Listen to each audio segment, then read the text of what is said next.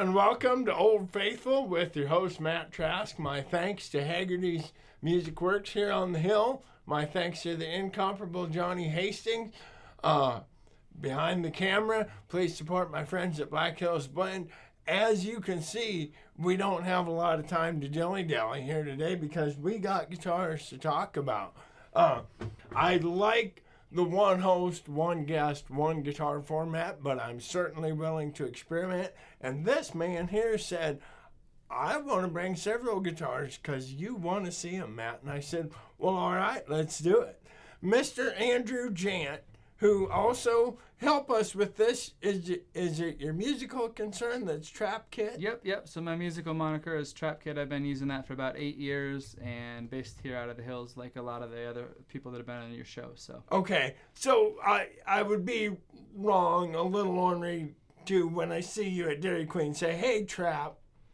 It happens sometimes, and it's not unfamiliar for me, but okay. It's definitely not my name. But I'll answer to it though. I mean, it's better than other names I've been called. So your name is Andrew. Okay. Yep. And one more thing before we get on to the guitars. This man is an amazing performer. We're going to talk about that. Part of performing is looks, and we simply have to talk about these glasses.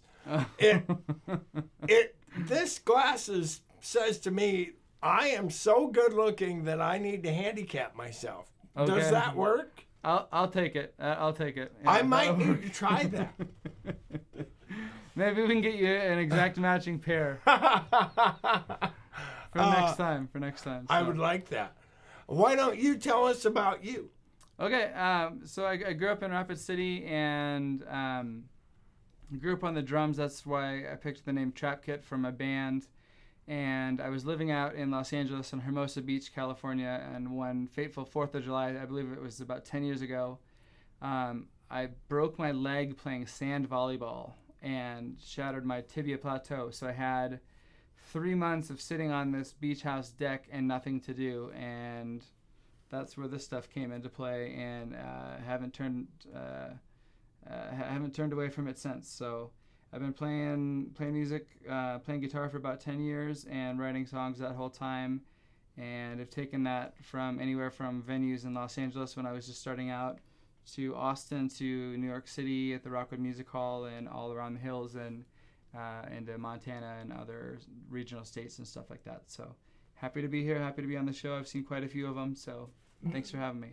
Well, thanks for being here. But what you've already told us is several stories in itself. Number one, I'm guessing you're in your 30s. Yep. So you did not start playing guitar until you were in your 20s? 27, I think. 27 years old. Well, I had a guitar when I was like 11 or 12, but I never learned anything on it. All right. I just sat at the parents' house forever. So, and you played drums? Yep. Were you in like bands or school band or anything? Not since middle school. We had a middle school band, and that was about it. So it's almost unfortunate we have so many guitars, or otherwise I would ask you how you break your leg playing sand volleyball, but we don't have time. I don't even know. I talked to an Olympian about that, and he said he never in his career had seen anybody have an injury like that in his sport. So it's very uncommon. So. But you're 27 and you break your leg, and then you pick up a guitar, and it's led to a passion and a dedication that's lasted the rest of your life and absolutely looks to continue. Absolutely. So tell us about your early, after your leg recovered, you got your cast off, where you were like, hey, I'm pretty good, I should get a gig. So I did, I remember when I was in college, I used to draw a little stick figure, tripod base of a mic stand and a stick figure holding a guitar, and I was like, man, it's on my list to do before I graduate college to do an open mic. Okay. Even though I didn't even really I had a guitar laying around, but I never played it or anything like that, so I didn't have anything worked up. And then after this endeavor with the leg, I was like, well, now or never, Mm-hmm. So I went to a couple open mics and had some really good friends in Hermosa Beach that had some opportunities for me to play, and then I played a couple stores outside, like on the patio. They would have wine and stuff like that, and welcome their guests to their stores. And so I played, just kind of moved up, and then it was like a proper venue, and then it was opening for somebody better, and then it was, you know how the steps are as you're going up. And it's been an absolutely phenomenal experience for me. I wouldn't trade it for the world. And no matter how far you get, I always remember those times where I had to ask the guide to cut the YouTube video because it was so bad and delete it, so hopefully there's no just horrendous YouTube videos, but they're good. They'd be a good indicator of a good learning experience, I think. So, sure. Yeah. Well, and sometimes it's nice to have those videos that show you how far you've come. Yeah, too. That's true. Good point. There's nothing wrong with that. Yep. And they like to see the early years, Maybe you don't want to see this. I don't know. It was pretty bad, so. What led you? It sounded like you were doing pretty good in California. What led you to come back to the Black Hills? I figured that I had a better chance because everybody at these open mics was a transplant, right? Somebody from Alabama, Arkansas, Tennessee, New York, Florida. Everybody was from somewhere else, and they all had written this song about how they were going to make it in California.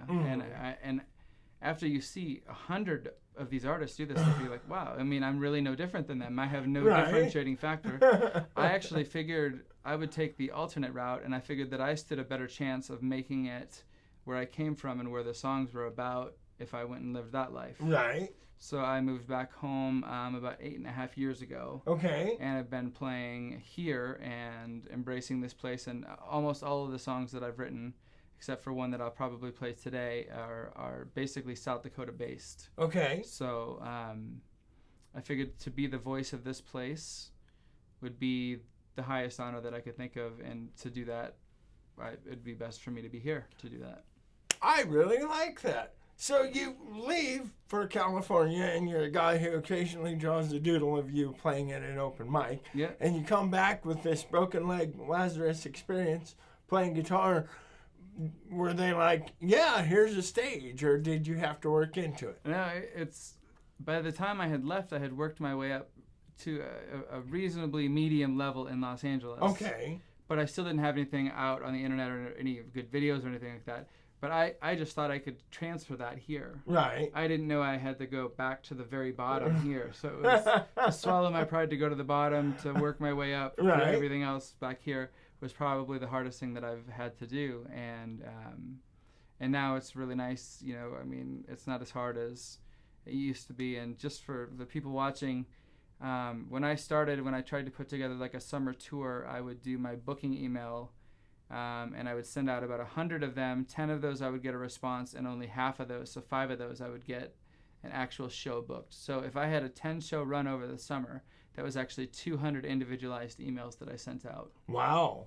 So it's gotten a lot easier than that now. I mean, a lot of times people just reach out to you and that kind of stuff. But I'll never forget typing up 200 emails to get 10 little shows. Right. At coffee shops and stuff like that. So sure. Very humbling experience. It certainly can be. Did you ever get the feeling that, well, I just, and not like emotionally, just, well, I must not be good enough. Maybe I should stop. Oh, absolutely. And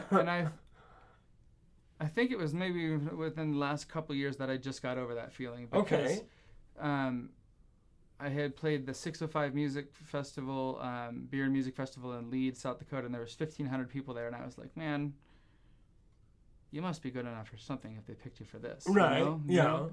And so we played all originals that night, and then the lady that did the booking, we're a folk band at a big music festival with an 8-person hip-hop band after us and a big headliner from Nashville after that. Wow.